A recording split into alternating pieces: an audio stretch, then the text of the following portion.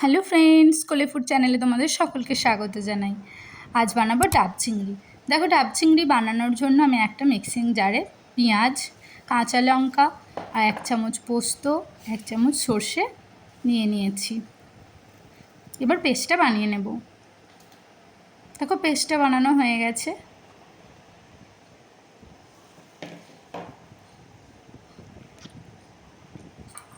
এবার দেখো, ডাবের শাঁসটা দিয়েও সেই ডাবের শাঁসটাও একটা পেস্ট বানিয়ে নেব। খুব অনেকটা পাতলা নয় শাঁসটা, তাই ডাবের শাঁসটারও একটা পেস্ট বানিয়ে নিচ্ছি।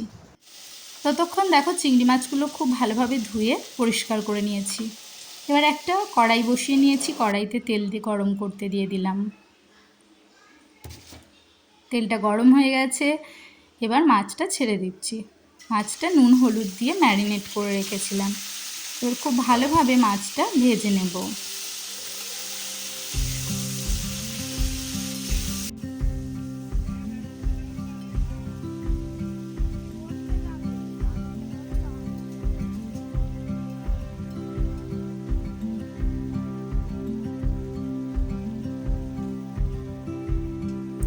দেখো, মাছটা ভাজা হয়ে গেছে। এবার মাছটা তুলে রাখবো। রেখে ওই তেলেতেই যে পেস্টটা বানিয়েছি, পেঁয়াজ, কাঁচা লঙ্কা, পোস্ত আর সর্ষের যে পেস্টটা বানিয়েছি, সেটা দিয়ে খুব ভালোভাবে তেলের সঙ্গে ভেজে নেব। মানে মশলাটা খুব ভালোভাবে কষে নেব।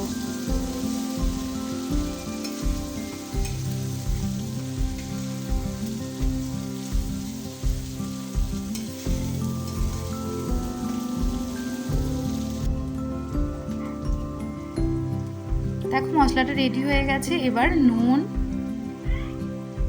লঙ্কার গুঁড়ো আর দিয়ে দেব ডাবের যে শাঁসটা আমি পেস্ট করে রেখেছিলাম, সেই ডাবের শাঁসটা দিয়ে খুব ভালোভাবে মশলাটা আরও খানিকক্ষণ কষিয়ে নেব।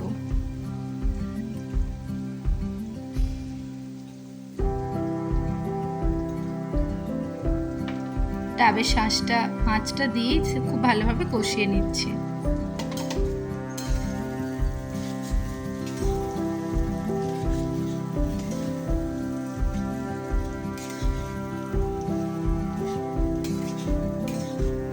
এবার দেখো, আমি নর্মাল জল ব্যবহার করব না। ডাবের যে জলটা, সেই জলটা আমি রেখে দিয়েছিলাম, ওই জলটাই মাছে দেব।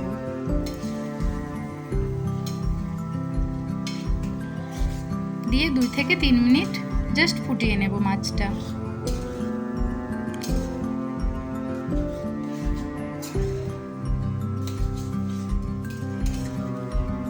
দেখো, মাছটা রেডি হয়ে গেছে।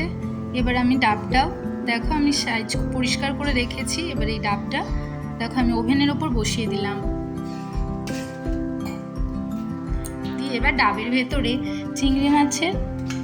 চিংড়ি মাছটা দিয়ে দেব।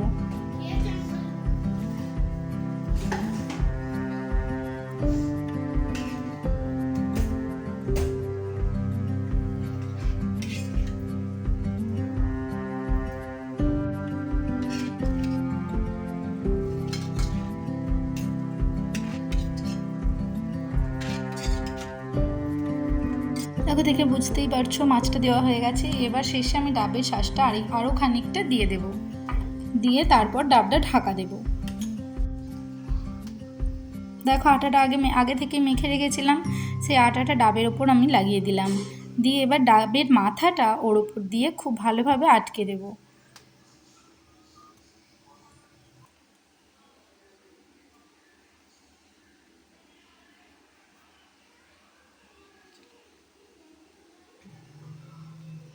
দেখো, ডাবের মাথাটা দিয়ে দিচ্ছি। খুব ভালোভাবে বসিয়ে দিচ্ছি ডাবের মাথাটা। দেখো, একদম রেডি হয়ে গেছে ডাবটা। এবার 15 থেকে 20 মিনিট আমি গ্যাসের ফ্লেমটা আস্তে দিয়ে ডাবটা বসিয়ে রাখবো গ্যাসের উপরেই। চলো, 20 মিনিট পর ফিরলাম। এবার ডাবটা খুলছি। দেখো, ডাবের মুখ থেকে আটাটা, ডাবের ঢাকনাটা সরিয়ে দিয়েছি। এবার দেখো, চিংড়ি মাছটা বার করছি।